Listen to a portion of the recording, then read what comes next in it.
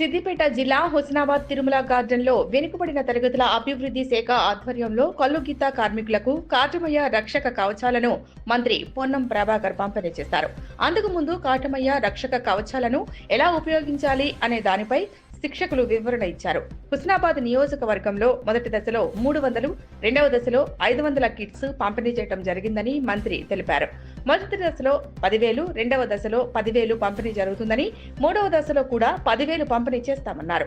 శిక్షణ ఇచ్చిన తరువాతనే కాటమయ్య కిట్స్ పంపిణీ జరుగుతుందన్నారు. కిట్ పెట్టుకుని తాటి చెట్లు ఎక్కితే ప్రమాదం జరగదన్నారు.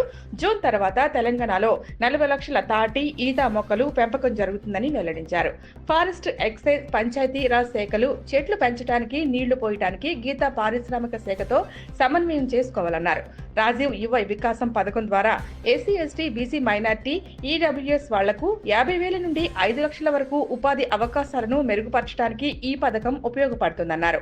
హైదరాబాద్ లో ఉన్న నీరకేఫ్ టూరిజం నుండి గీతా పారిశ్రామిక కార్పొరేషన్ కి అప్పగించడం జరిగిందన్నారు. కాటమయ్య రక్షక కవచాలు తాటి చెట్లు ఎక్కేవారు మాత్రమే తీసుకుని వాటి ప్రమాదాల నుండి రక్షణ పొందాలన్నారు.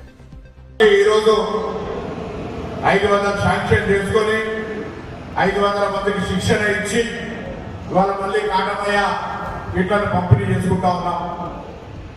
మొదటి దశలో 10,000, ఇప్పుడు రెండవ దశలో 10,000, మళ్ళీ మూడవ దశకు సంబంధించి కూడా 10,000 ఆర్డర్ ఇవ్వడం. ఎందుకంటే మొత్తం ఒక్కడేసారి ఆర్డర్ ఇవ్వచ్చు, కానీ ఇది ట్రైనింగ్ ఇవ్వడం వల్ల ఉపయోగం ఉండదు. కాబట్టి ట్రైనింగ్ ఇవ్వడానికి ఉండమనేటువంటి వ్యవస్థ మీరు కూడా ఎవరైతే ఎక్కుతున్న వాళ్ళు ఉన్నారో మిగతా వాళ్ళందరికీ చూపెట్టి ఈ కాటమయ్య కిట్ రావడం ద్వారా భవిష్యత్తులో ప్రాణాపాయ స్థితి నుంచి ఎటువంటి ప్రమాదం జరగకుండా ఉంటుందని ఇటీవల చాలా దగ్గర కిట్ పెట్టుకున్న తర్వాత జారి కింద పడే వాళ్ళు ఎవరికి కూడా కింద పడినటువంటి వీడియోలు అనేక వచ్చినాయి.